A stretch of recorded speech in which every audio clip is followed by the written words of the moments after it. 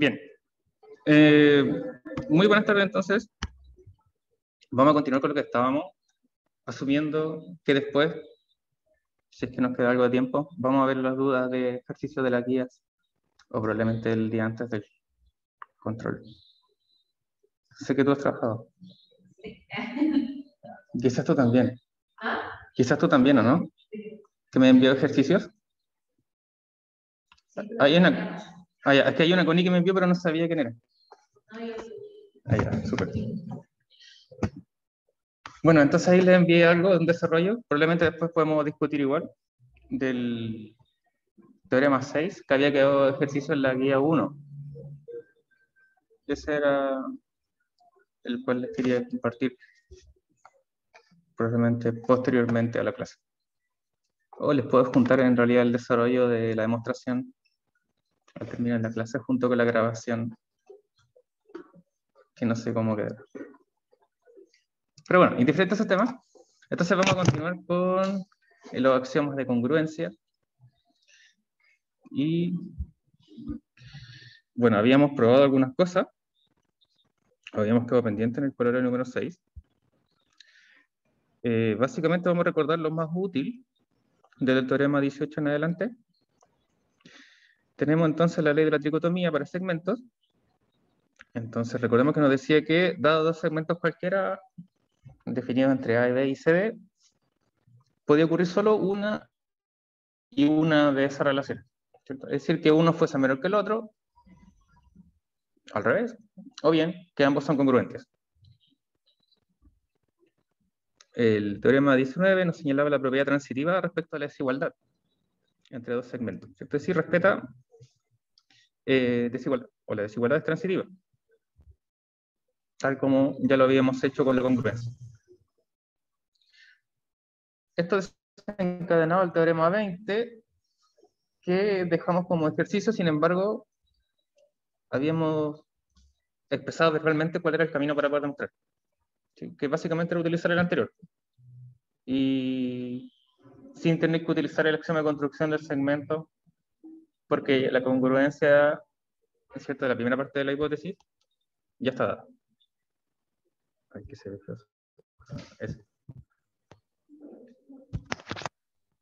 es cierto. Bueno, entonces habíamos quedado en el corollario 6, cuyo enunciado nos dice: si el segmento CD es un subconjunto propio del segmento AB, entonces CD es menor que AB. Recordar ahí que la descripción de subconjunto propio significa que es un subconjunto que no puede ser igual, ¿sí? Entonces, un conjunto dice que está contenido propiamente en otro cuando está contenido sin la igualdad de abajito, ¿cierto? No se puede dar que ambos conjuntos son iguales. Entonces vamos a efectuar la demostración de esta cosa. A ver cómo se da.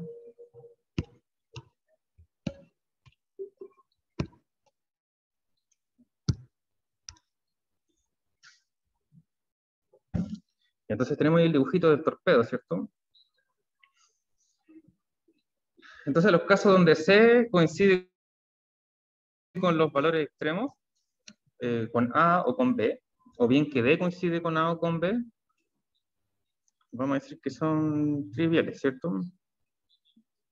Sabemos que ambos simultáneamente no se pueden dar. Que CD, que CD coincide con A o D coincide con B, o viceversa. Porque en ese caso los conjuntos serían el mismo, ¿cierto? Y por el enunciado nos dice que son sus conjuntos propios. Ya, entonces se puede ver que solo uno de los puntos extremos coincide y vamos a decir que esos son triviales. Porque en base al axioma de construcción del segmento se propia inmediatamente. Entonces, vamos a escribirlo igual.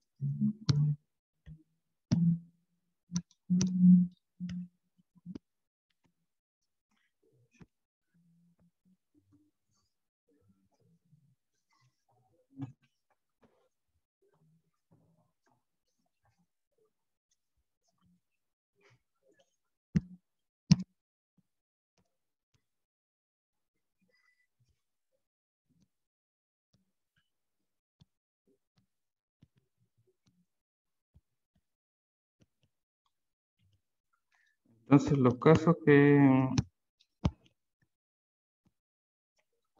se coincide con A o con B, o bien que D coincide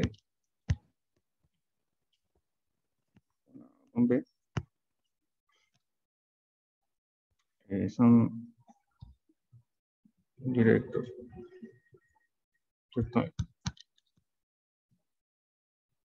Y vamos a colocar ahí axioma de construcción de segmento. Recordando siempre que el enunciado nos dice que si tenemos una desigualdad, el axioma de construcción de segmento nos dice que existe un único punto tal que puedo construir una congruencia donde ese punto está en el interior del segmento más grande. ¿Sí?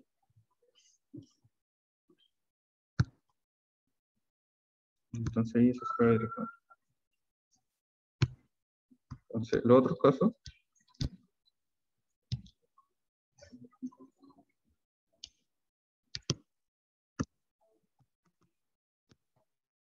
Van a ser como 1 y 2. Entonces, que CD está entre A y D, lo cual vamos a escribir esta vez así. O bien el caso que D está entre A y C, donde sabemos que uno excluye al otro.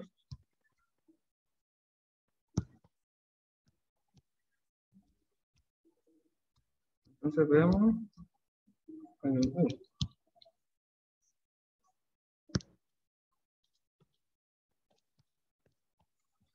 Entonces, si C está entre A y D, bueno, y considerando la hipótesis,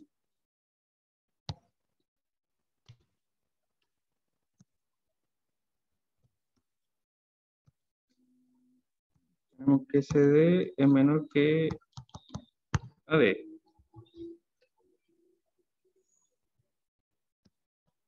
Entonces, si D está entre A y C, perdón, si C está entre A y D, ¿cierto? CD es menor que AD.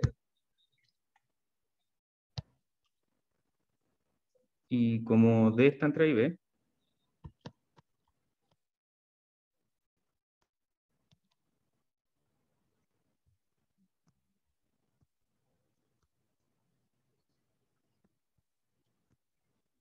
entonces,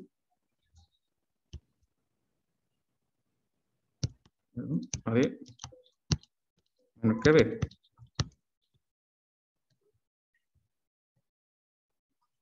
Y esto se debe al último teorema que habíamos probado, ¿no? Teorema 19. Eso es de la transitividad. De la desigualdad.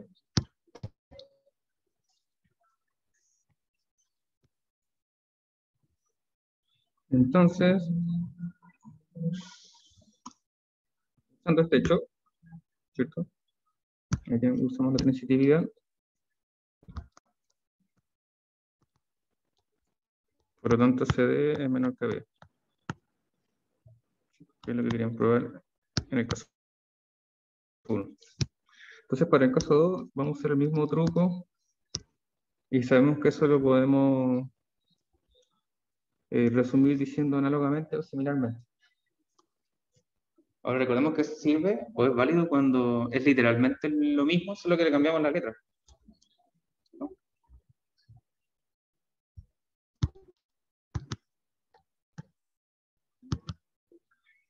Entonces, similarmente, D está entre A y C. O digamos que se cumple para el caso 2, ¿cierto?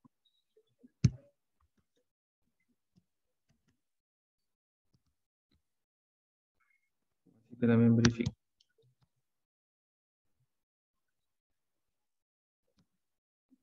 Ahora, para que no le convence demasiado, haga el dibujito.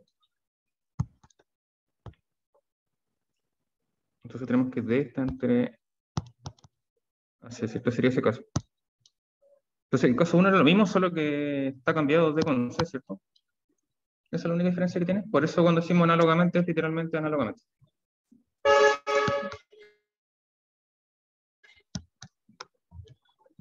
Entonces este coloreado está bueno porque está fácil. Como observación, diremos que análogo a los últimos teoremas y a los anteriores colorarios, tiene lugar resultados relativos a ángulos, los cuales se enuncian a continuación. Como habíamos dicho en algún momento,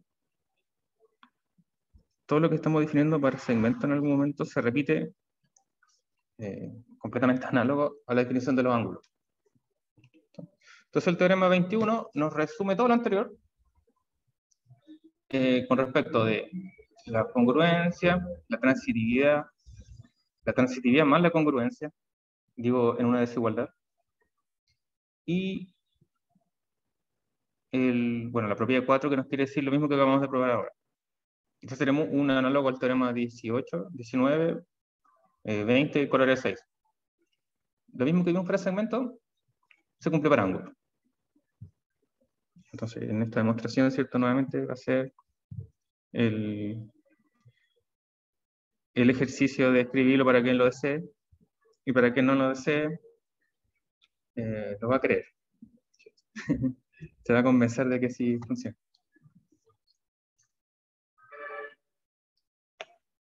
Bien, entonces iniciamos una nueva definición, la definición 15.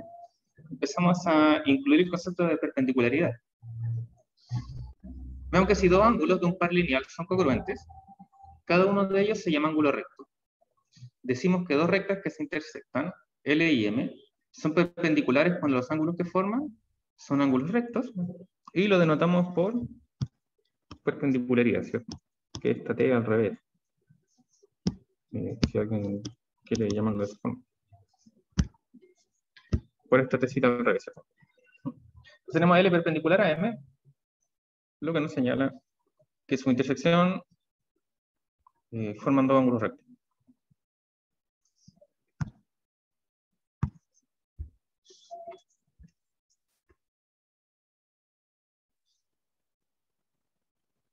El teorema 22 nos asegura la existencia de un ángulo recto.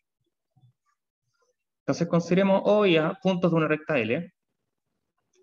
A partir de O se trazan segmentos congruentes, o C y o D, situados en semiplano opuesto respecto de la recta L, tales que el ángulo AOC es congruente con AOD. Los que están ahí dibujaditos, digo marcados, ¿no? Entonces, la recta L y la recta determinada por CD se intersectan o cortan formando un ángulo recto. Se ve, ¿cierto? Entonces, lo que queremos probar básicamente es que alguno de estos ángulos acá es recto.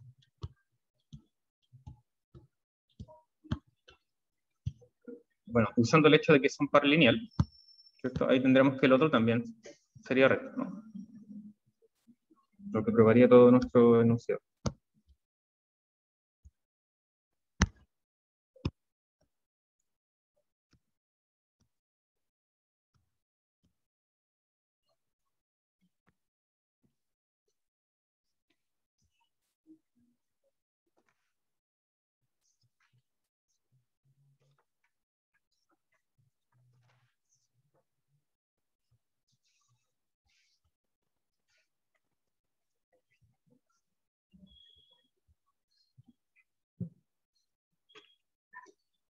Bueno, lo que podemos observar en el dibujo es que P es un punto que está en la intersección entre L y CD.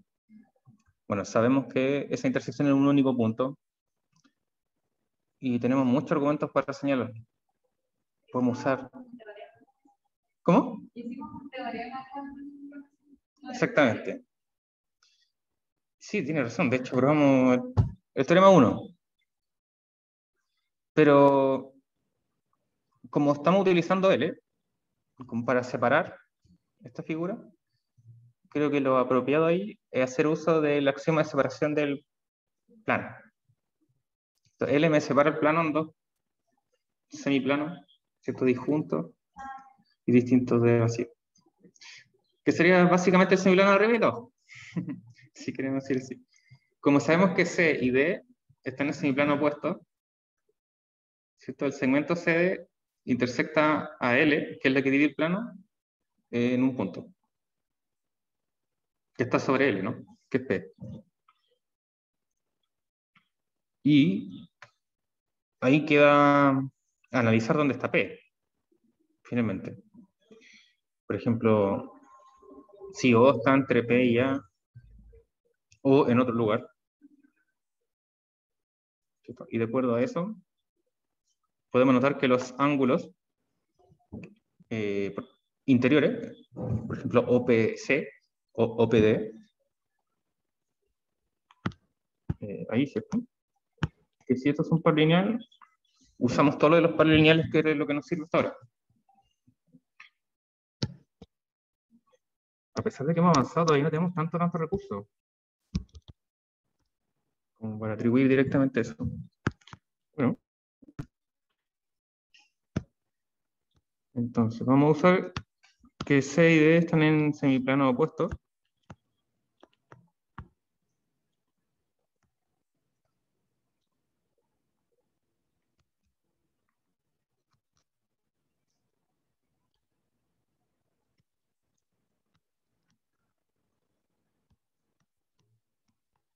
Entonces, corrección, de separación de plano.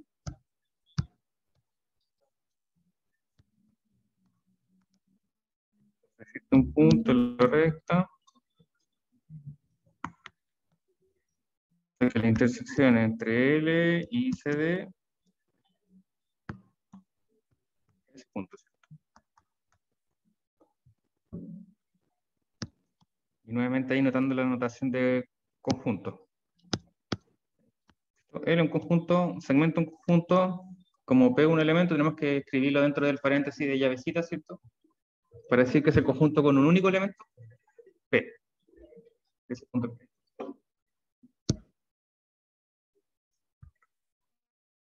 Entonces tenemos tres casos para P.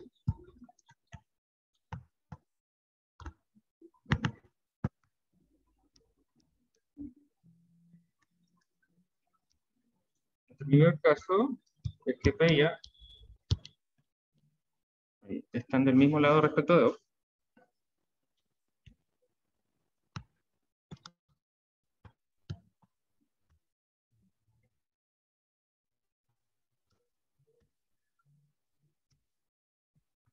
El segundo caso es que P está en la semirecta opuesta a OA.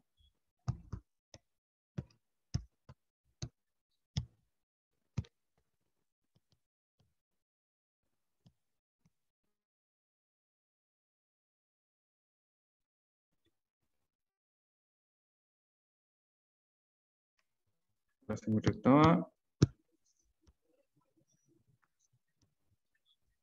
Y también se puede ver que P coincide con O.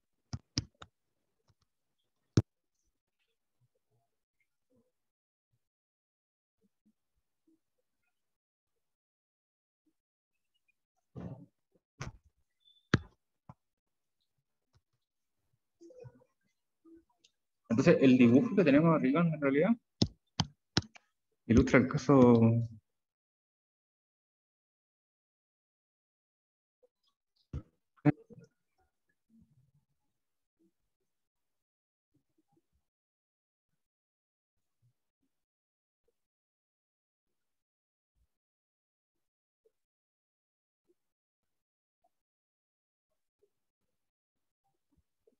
Para... Bueno, de esos tres casos, ¿qué sucedería si P coincide con O? Mirando ese dibujito, por ejemplo.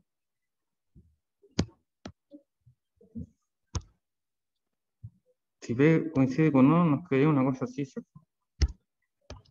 Por ahí. Donde P coincide con O, tenemos C y tenemos D.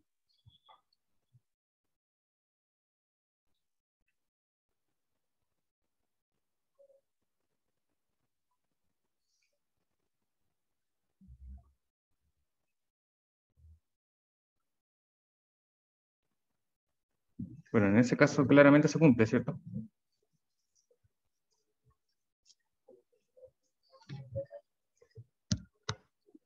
¿Se ve tan obvio porque cumple el caso 3 o no?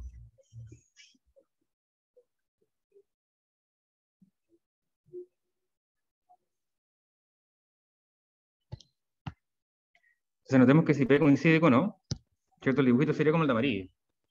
Bueno, aquí arriba estaría C, aquí abajito estaría D, ahí tendríamos P.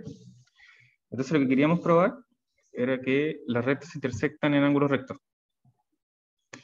Pero ya sabemos por hipótesis que el ángulo AOC es congruente con AOD. Ese es congruente con ese. Y si forman un par lineal y son congruentes, ya tenemos que son rectos, ¿cierto? Por la definición anterior. Entonces el caso C es inmediato. Y en el caso 1, si P... ¿Cómo?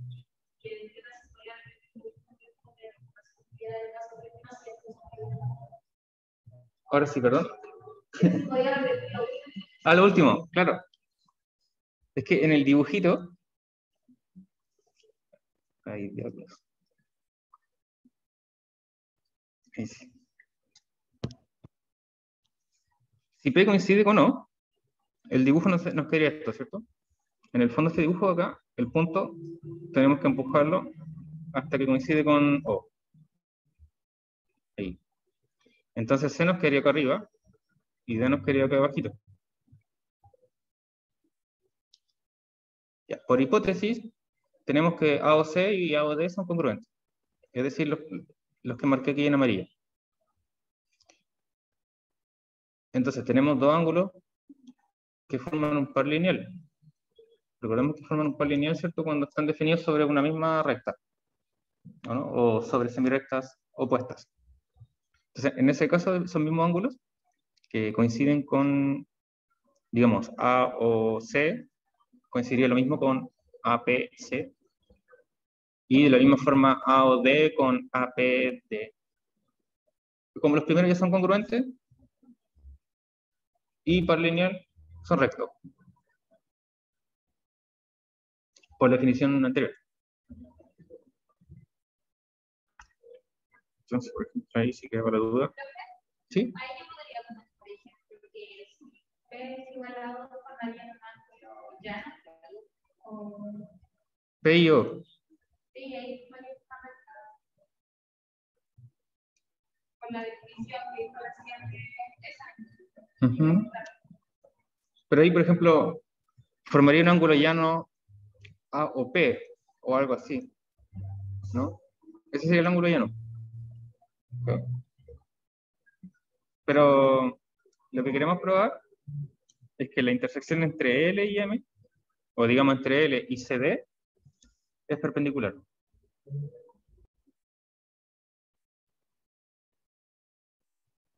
Si intersectamos CD con L, eso queremos que sea perpendicular. Entonces el ángulo que queremos ver que es recto, sí o sí tiene que pasar por C o por D. ¿Sí? Entonces ese ángulo no va a poder ser llano, por ejemplo. Digamos, el único caso es que C esté sobre L también. ¿Sí? Sí. Ya, súper.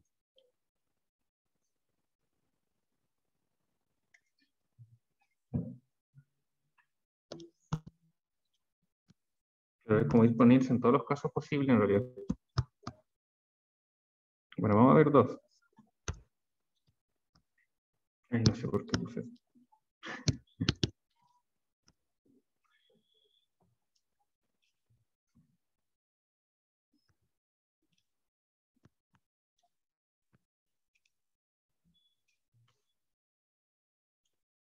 Entonces, el caso 2 es como en el dibujito, en realidad, en el dibujito original.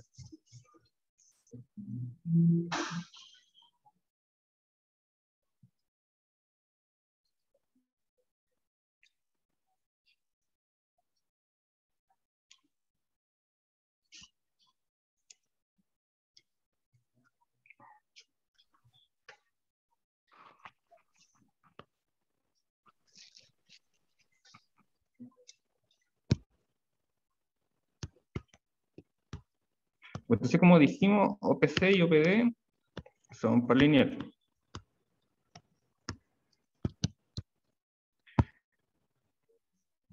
Entonces, vamos a borrar el caso de amarillo, ¿no? Mejor vamos a copiar este y llevarnos por ahí.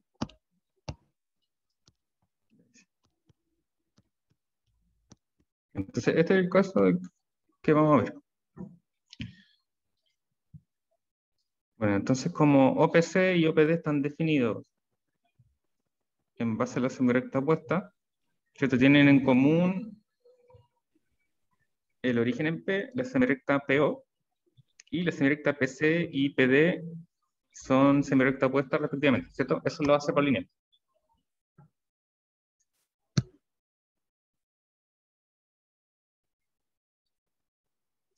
Además, AOC también es congruente con COP.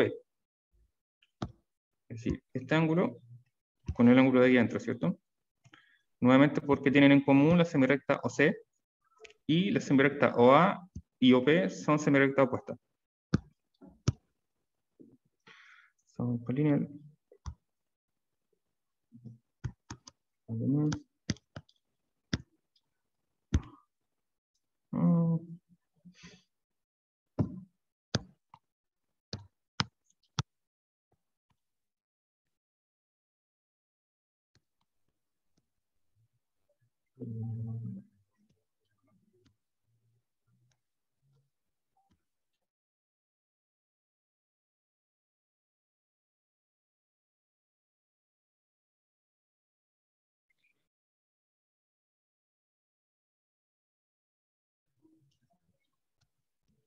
entonces tenemos la congruencia.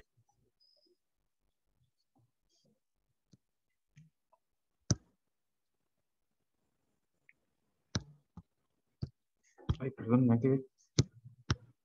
Lineal también.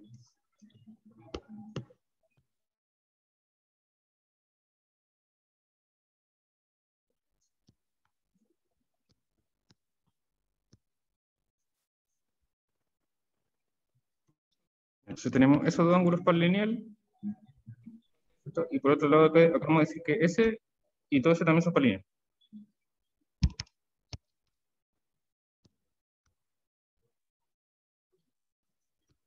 Tenemos una congruencia por hipótesis. Entonces, por hipótesis, tenemos que AOC es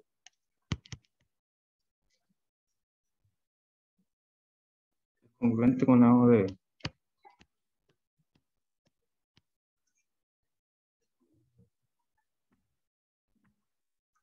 Entonces, por el teorema del par lineal,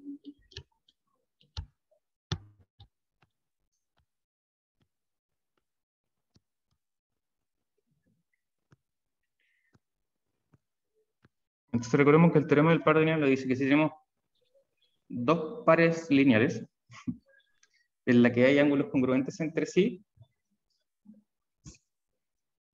el otro ángulo con el que son par lineales también son congruentes.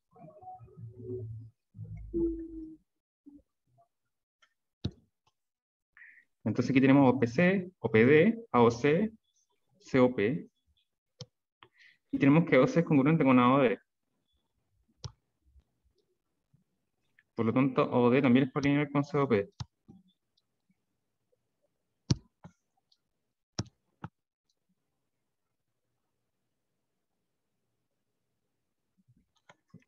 Polineal.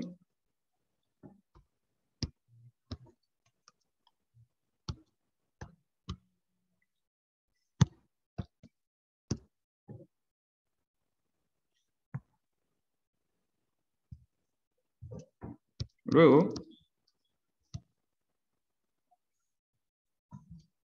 reunimos toda la información que tenemos de acuerdo a la congruencia. Entonces, tenemos que POC congruente con POD, C y OD son congruentes por hipótesis. Utilizamos como P un lado común.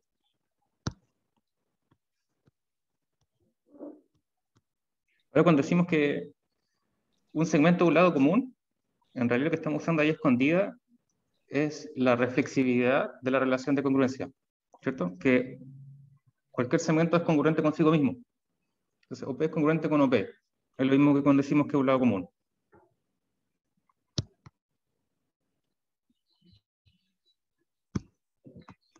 Así, por L a L, se tiene la congruencia del triángulo, ¿no?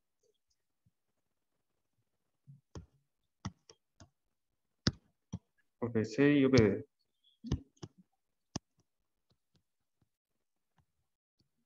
Vamos a poner este dibujito. Bueno, si tenemos la congruencia de ambos triángulos, ¿cierto? De esos dos, todos los lados homólogos y asimismo los ángulos correspondientes son congruentes. Entonces luego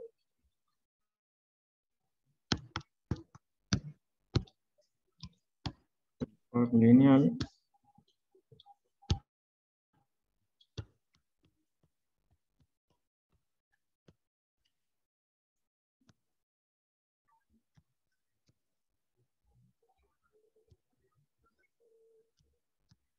son congruentes.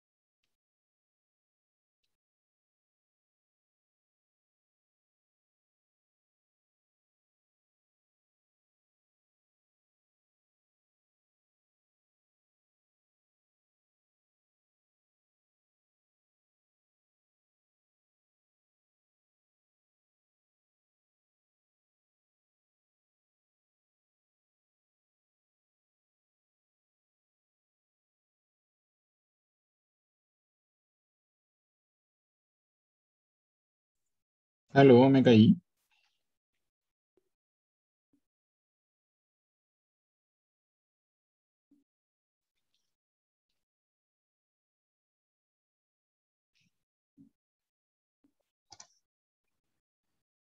Ahora sí.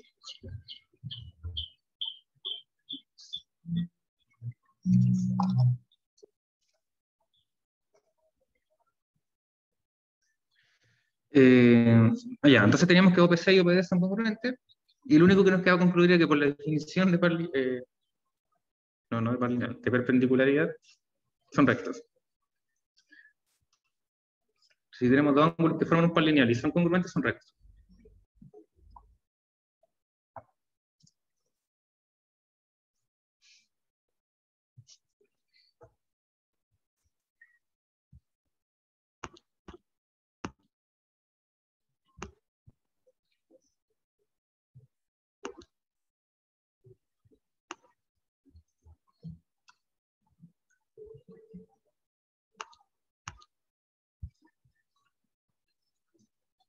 Y entonces nuevamente repasamos el enunciado.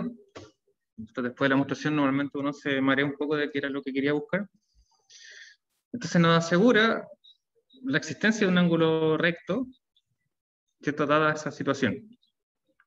Entonces cuando tenemos que O de puntos son una recta, a partir de O se trazan dos segmentos congruentes, OC y OD, como vimos no necesariamente que cumplen la condición de que estén como en este dibujo, ¿cierto?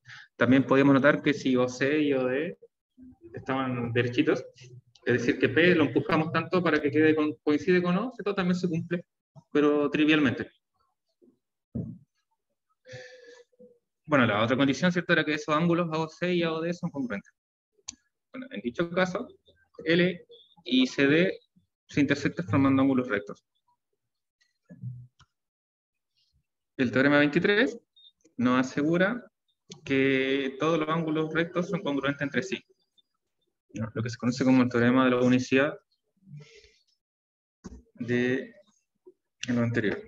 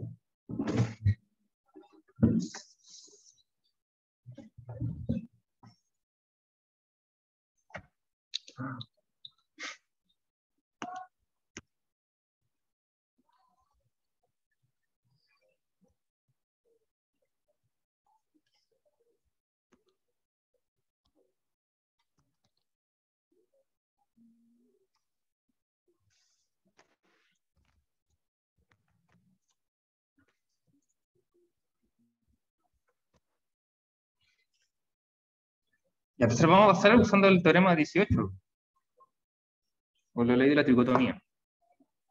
O sea, recordemos que la tricotomía nos decía que si comparábamos dos ángulos, perdón, teníamos tres casos, ¿cierto? Y uno excluye a los otros. Entonces vamos a considerar el dibujo de la izquierda. Vamos a tener el ángulo A o B, perdón, dado, conocido.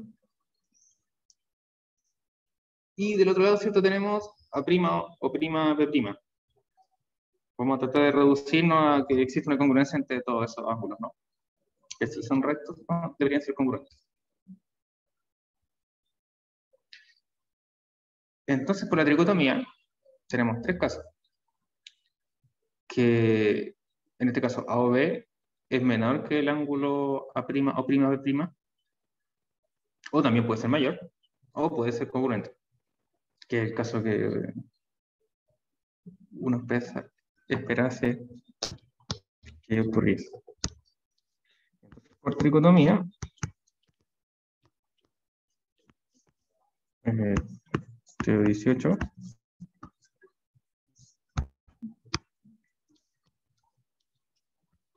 tres casos.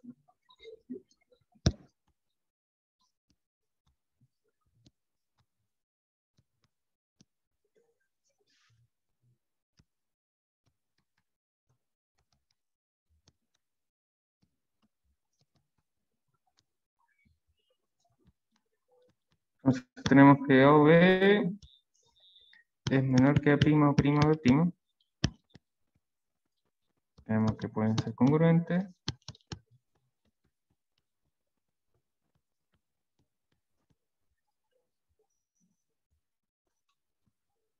O bien mayor.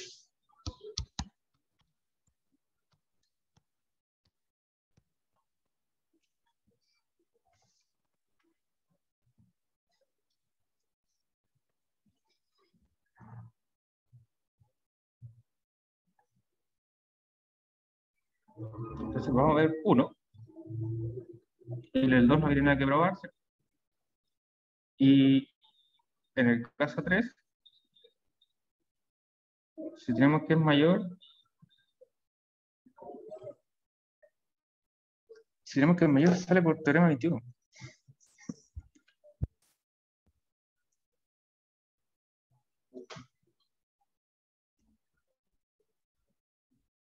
Claro. Pensando ahí en el caso 3. O en el caso 4.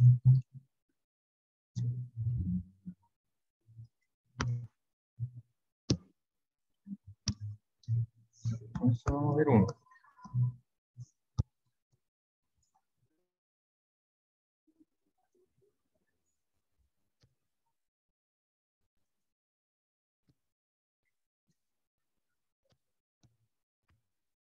Bueno, si A o B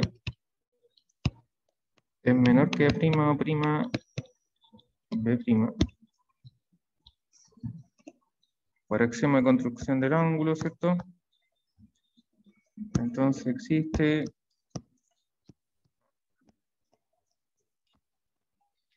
una única recta, vamos a llamar OX, perdón, O'X, ¿cierto?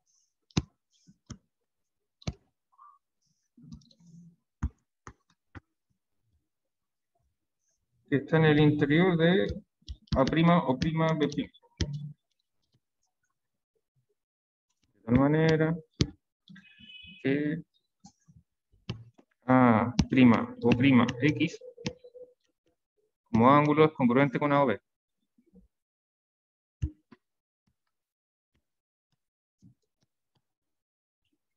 Recordemos, la axioma de construcción del ángulo nos asegura que existe un único punto en el interior del ángulo, tal que con esa nueva semirrecta puedo formar un ángulo congruente a otro. En este caso, al ángulo OB.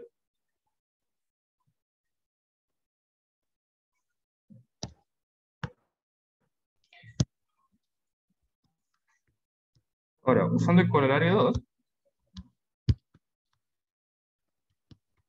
que ustedes probaron, ¿cierto? La guía. Y de hecho lo hemos discutido. Es uno de los que más hemos discutido. Entré en el quiz 1. Ah, ya, está bien. Está más que discutido. En conjunto con el teorema 8, recordemos que siempre usamos corolario 1 y teorema 7 para probar que una semirrecta estaba en el interior de un ángulo que queríamos. Ya, corolario y teorema 8 nos va a facilitar lo mismo.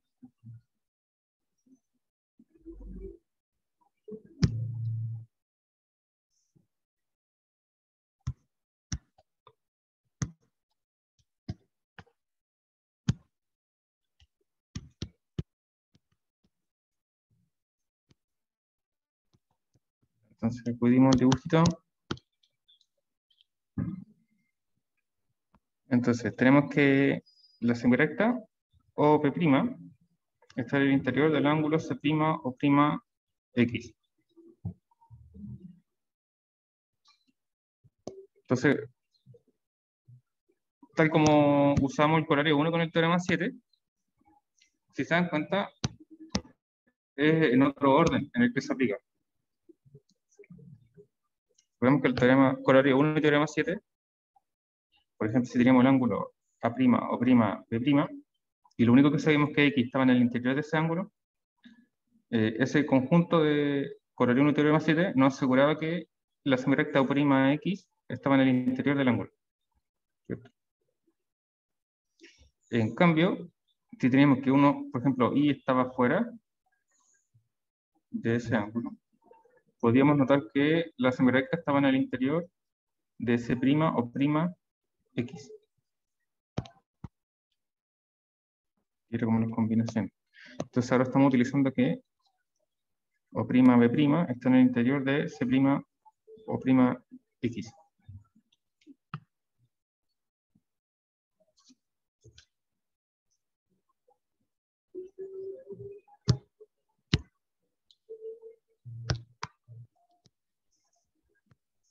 Luego,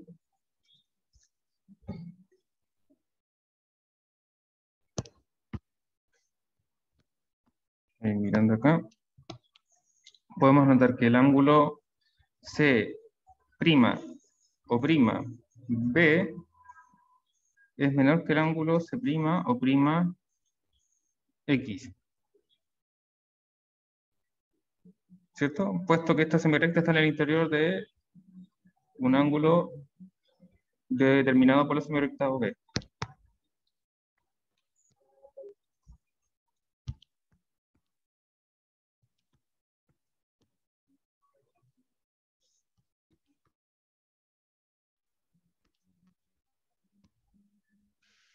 Vamos a etiquetar esto como 1. Bueno, para que se llama construcción del ángulo,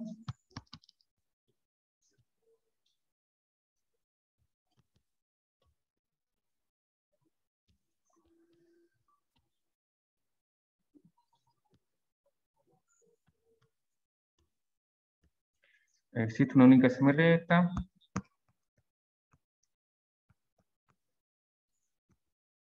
Perdón, en el de borde recta vamos a utilizar C',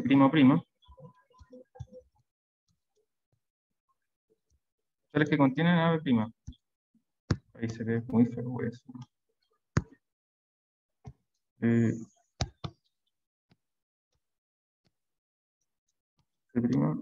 o prima, como recta. Se ve horrible.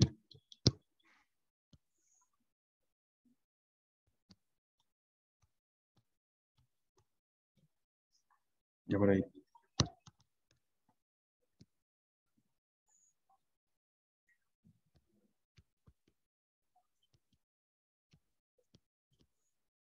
El que construimos un nuevo segmento congruente.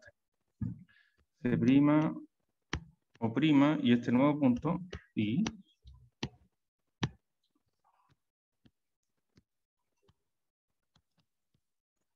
va a ser congruente. Este es un D. Con A' o prima X.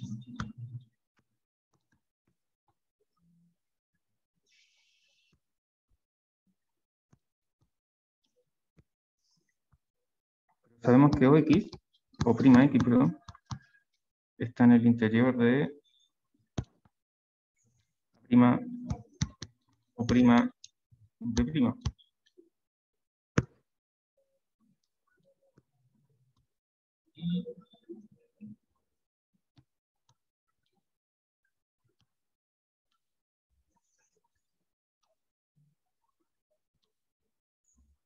Que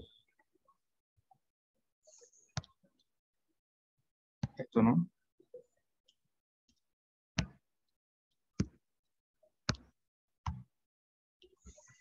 Y esa congruencia.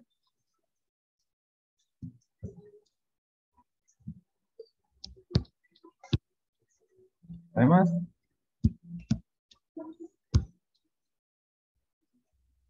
tenemos que A' o prima de prima, congruente con C' o prima B.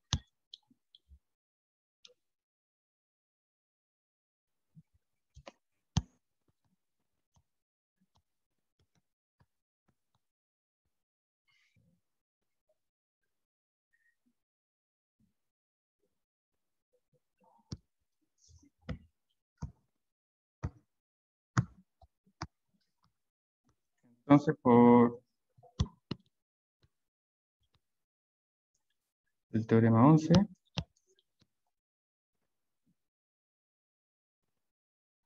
tenemos que esta es semirrecta o prima I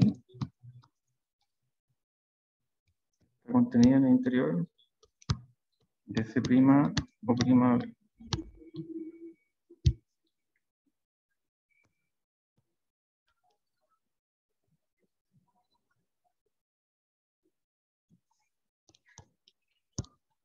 Entonces, la semirrecta de acá, el axioma que utiliza en el segmento nos asegura que existe esta cosa en el semiplano de borde semirrecta C' o prima, tales que contienen AB', tal que ocurre esta congruencia. Ahora, esta semirrecta está en el interior del ángulo A' o prima B'. Tenemos esa congruencia, además de la de acá. Entonces el teorema 11 nos dice que esta semirrecta está en el interior del ángulo definido en este semiplano, ¿ya? Que sería el ángulo C' o prima B'.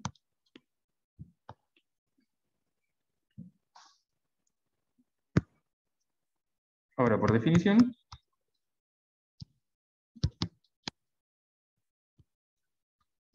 tenemos que C' o prima I es menor que C' o prima X. Recordemos que ese punto I y el punto X nosotros los fijamos en el ángulo de los laditos, ¿cierto? Tal vez que cumplieran eso. Y esta cosa acá la vamos a etiquetar como 2. Entonces, así, de 1 y 2. Recordando que 1 era esa desigualdad, 2 tenemos esta desigualdad. Entonces estamos utilizando ahí C' o prima X como transitividad, ¿no?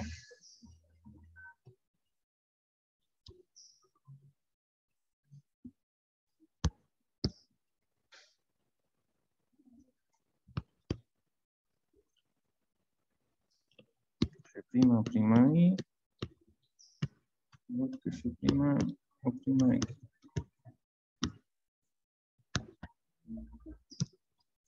Entonces, esto le vamos a llamar 3.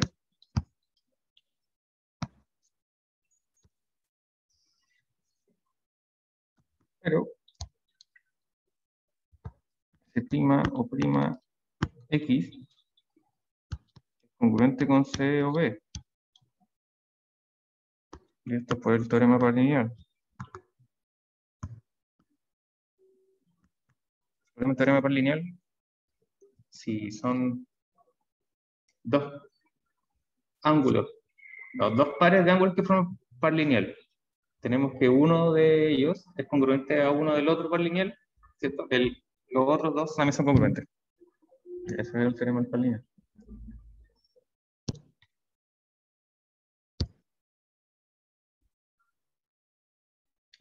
COB es congruente con AOB. Esto es por ser recto.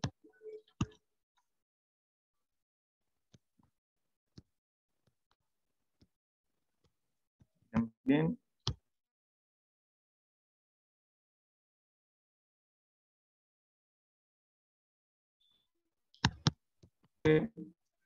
con A' o prima X.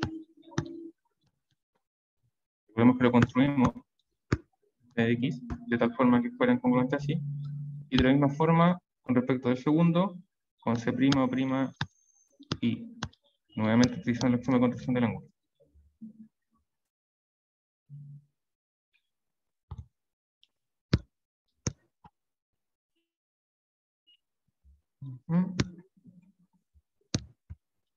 Entonces luego, C' o prima X es congruente con C' o prima Y. Y vamos a llamar esto 4.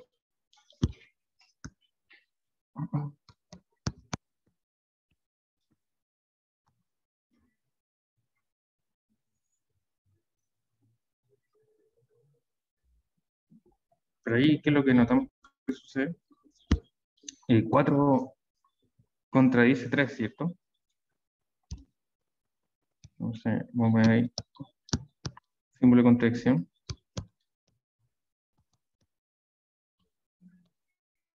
El 4 contradice 3.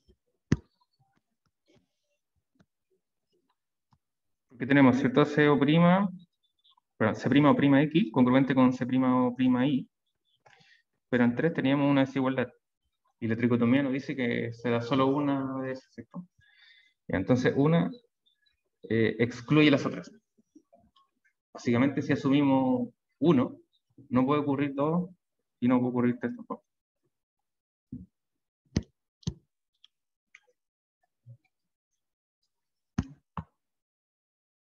Ya, vamos a dejar el cuadrito ahí, pero vamos a hacer la observación de que luego, ¿cierto? Uno debería asumir 2 también, o probar el caso 3 y el caso 2.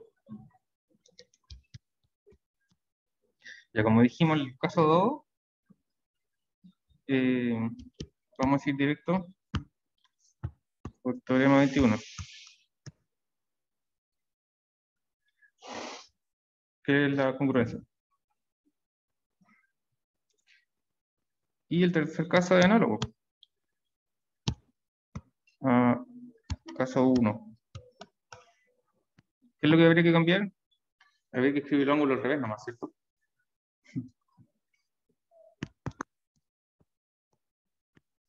Miramos acá. Entonces, en el caso 2, ya está la congruencia. ¿Sí? Entonces, por eso hoy, teorema 21 de ángulo. Listo. Nosotros vimos caso 1, cuando es menor. Entonces, cuando dijimos que el caso 3 es análogo al 1, lo único que va a cambiar es que van a quedar al revés los ángulos. ¿Cierto? Cuando uno use axioma de construcción del ángulo para decir que hay un X en el interior de 1, antes usamos el X en el interior del ángulo de acá, porque es el más grande. Entonces, ahora haciendo el caso análogo, lo único que va a hacer es que te va a tener que intercambiar el ángulo A o B con el ángulo A', A', A'.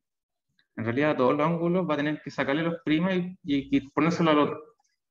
Y va a dar exactamente el mismo resultado. Pueden hacer el ejercicio, pero probablemente va a ser aburrido. Porque va...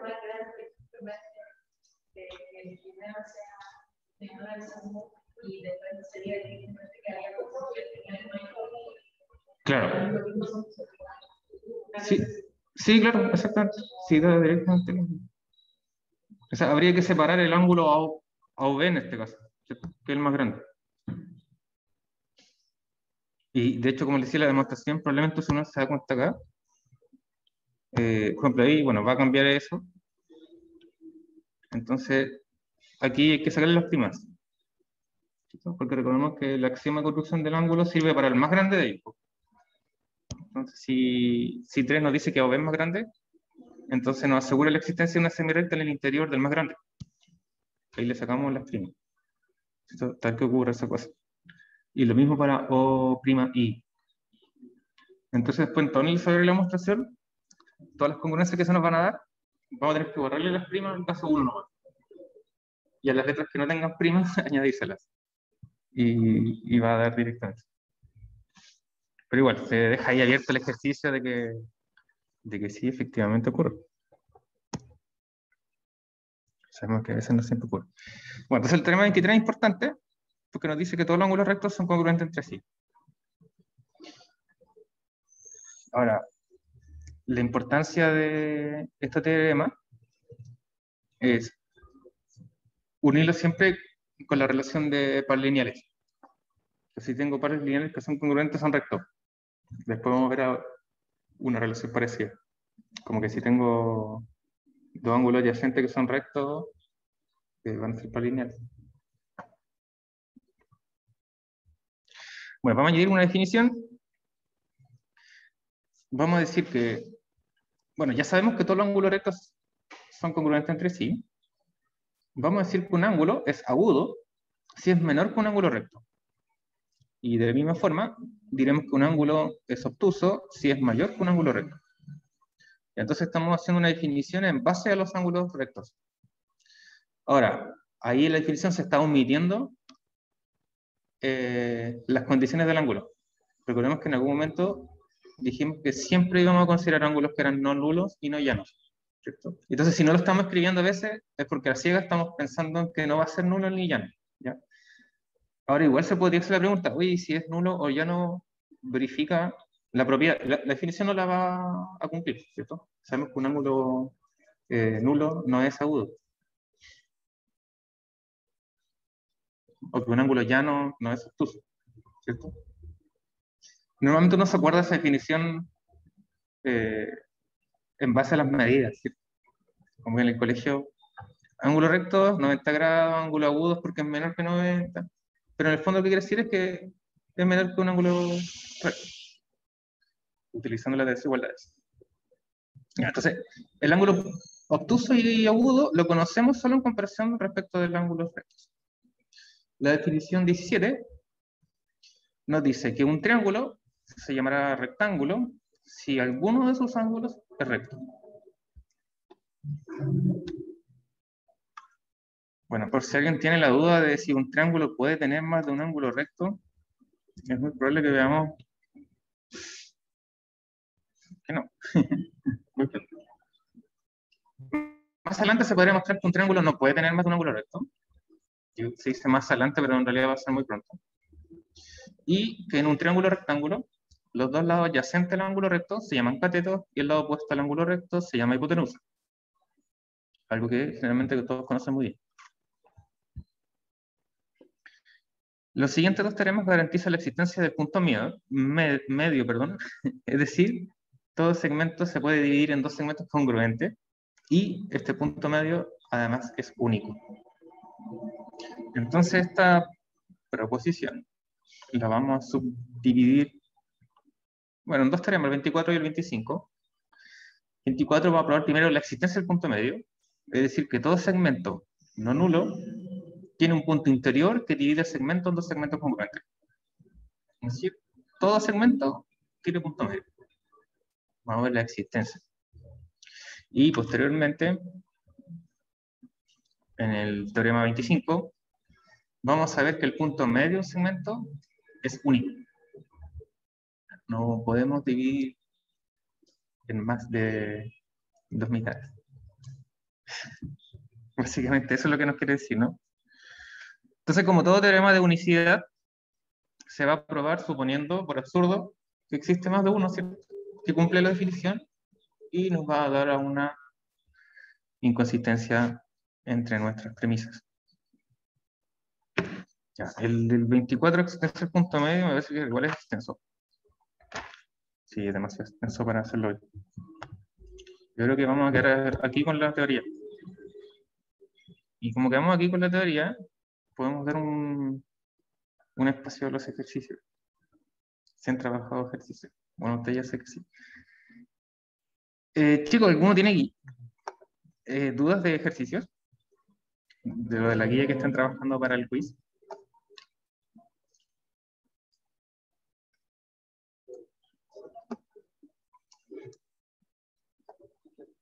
Bueno, de todas maneras, como no, la teoría va a quedar hasta aquí, voy a dejar de grabar. Y en el caso de que salga alguna duda importante, retomamos.